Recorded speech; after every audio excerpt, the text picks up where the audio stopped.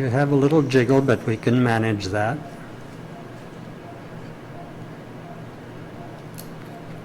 Just keep looking close to that light. You can look a little beside it. A little to the right side would be good. Not quite so much. Just a tiny bit to the right. A little more. That's good. Perfect.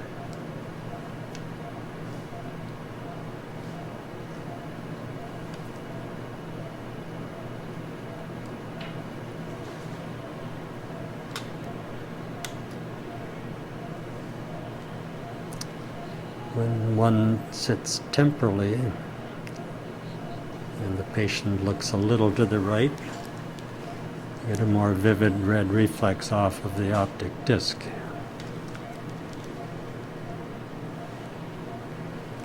Than off of the macula.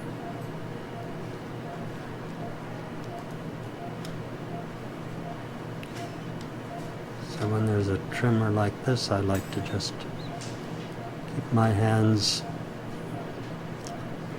on the head so that my hands are moving with the patient's head.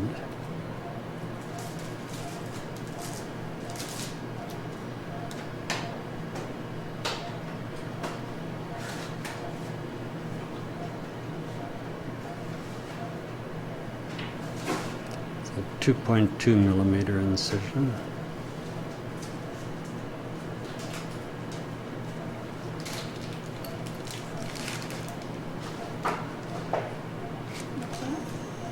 Could you nudge your head this way a little? That's good.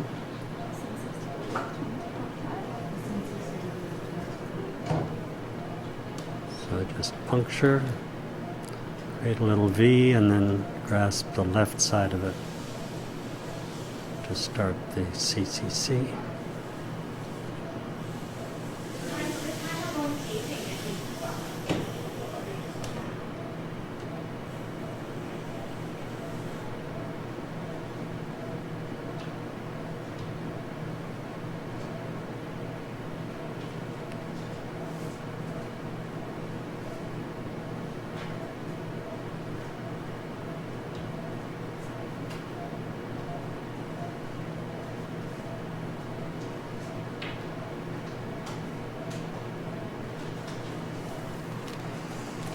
I think your head has gone over that way. I know I'm resting my hand on your head, but try not to move your head.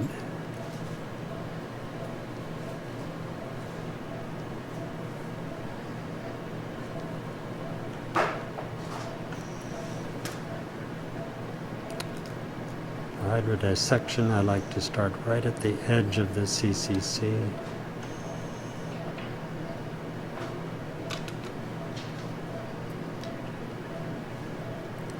Most likely to get right next to the capsule instead of dissecting in the cortex.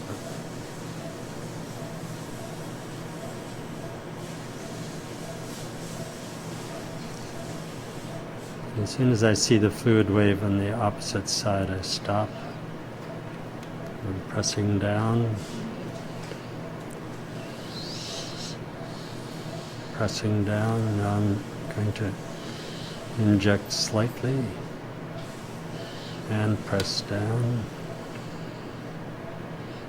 and often we can start the rotation at that point.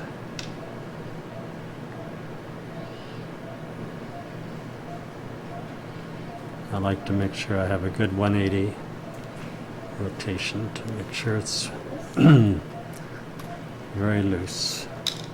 Look right at the light if you can. I put a little Provisc on top of the cortex to ensure that I have an optically clear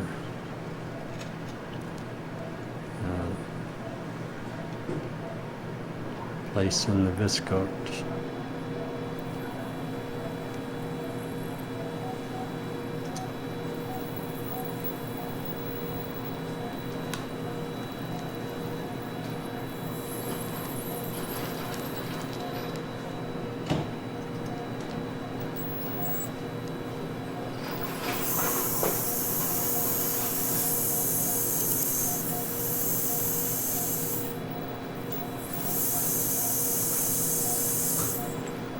like to get my phaco tip deep into the lens.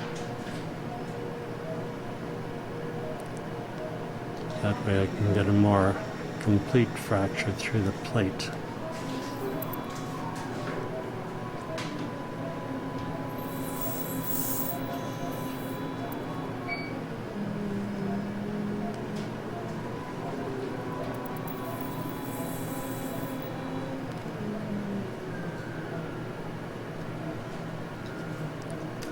Once I can see that fracture through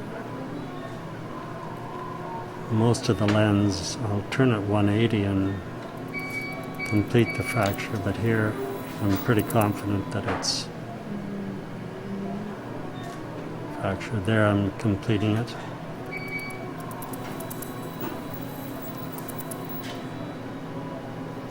Try to leave the epinucleus there. Keeps things more stable when doing the last fracturing.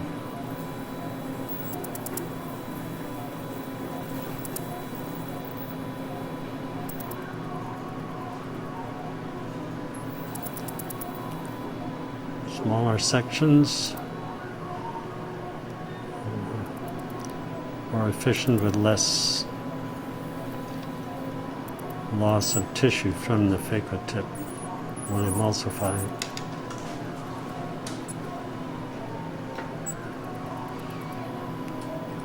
And notice my second instrument underneath the phaco tip whenever I'm in ultrasound mode. If there's no posterior plate there or any nucleus, I want to protect the posterior capsule. It can bounce up against this Hefliger by Moria cleaver, but it won't tear the capsule as long as I'm not moving the instrument. What I'm doing now is getting residual viscoat. It's more efficiently removed with a phaco tip than after lens implantation with the IA tip.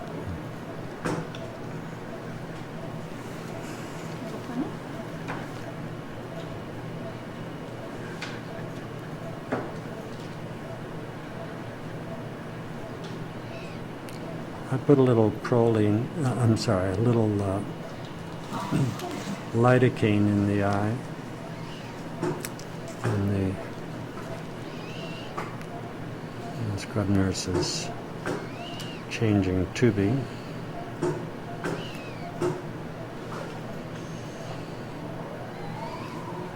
Starting out with a low vacuum setting. In the legacy, it's the cortex mode.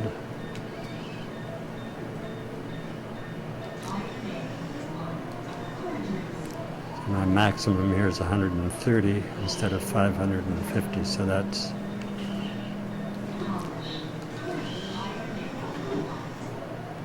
a lot more titratable. Wexo.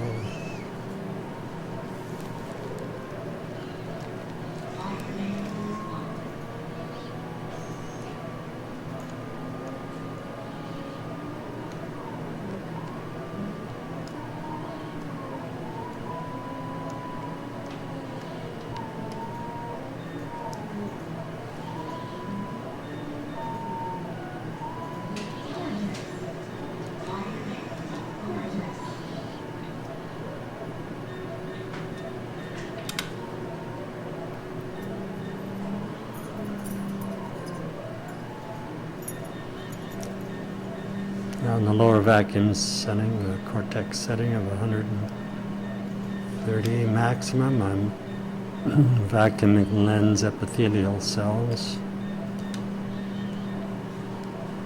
And the bent IA tip, or the silicone tip,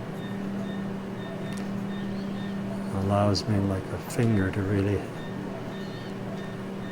get a broad area over 180 degrees.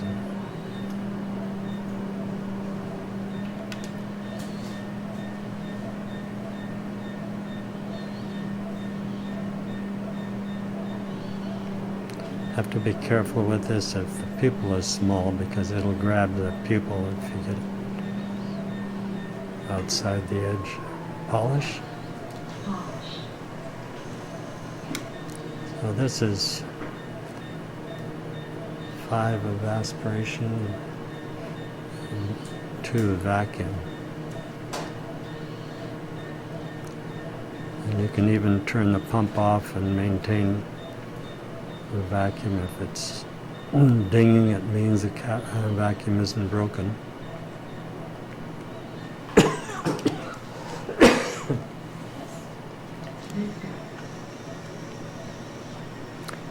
For the Provisc, I go tangentially through the incision, just in case the patient unexpectedly turns toward me, which would risk a posterior capsule.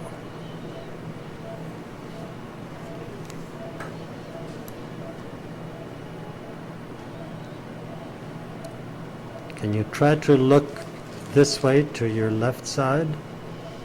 That's a little counter pressure.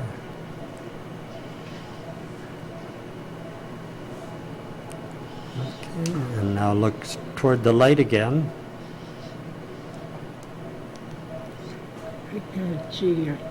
That's fine. You're fine right there.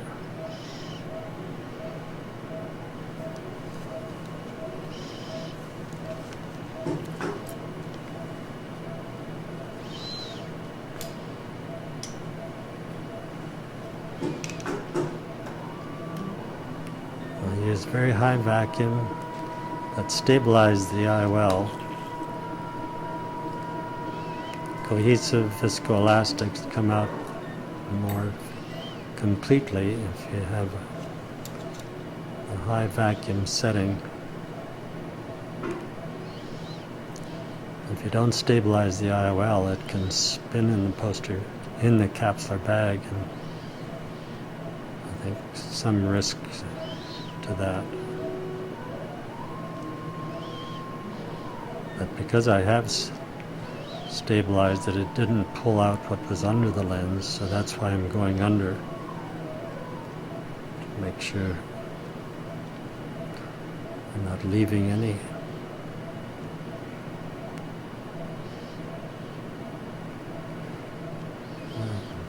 I like to rotate to where the haptics are perpendicular to the paracentesis, because I put some vancomycin underneath the implant in the capsular bag.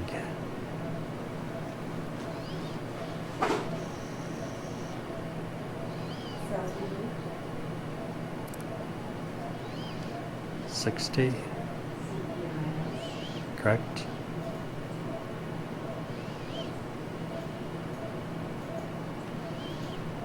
Also just massage the inner lip to make sure it isn't rolled in.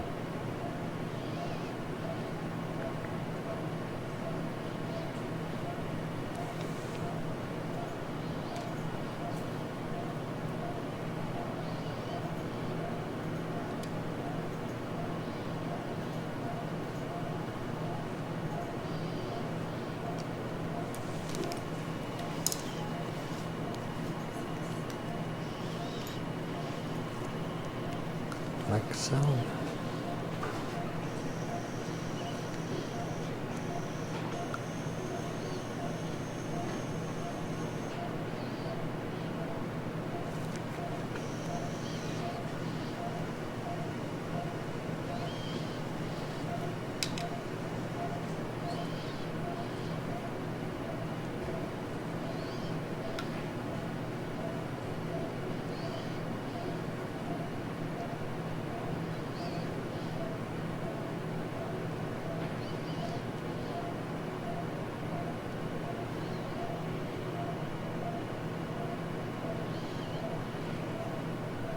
A little push down in the IOL gets the excess fluid from underneath it.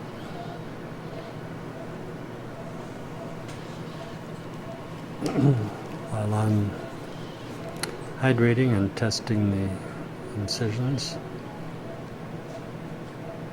I want to make sure my incisions are watertight before I put the vancomycin now. So I'm just going to get under the edge here. So there's some in the bag. Because that has softened the eye, I'll just add a little BSS. And then make sure the incisions are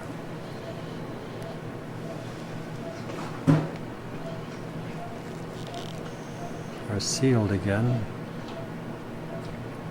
Main incision is, and the paracentesis. So now I'll add a little vancomycin in the chamber itself.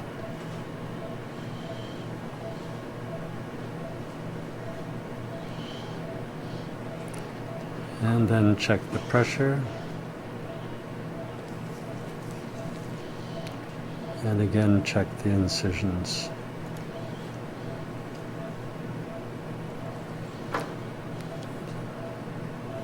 I like to make sure that the firm pressure is maintained for 30 seconds or so to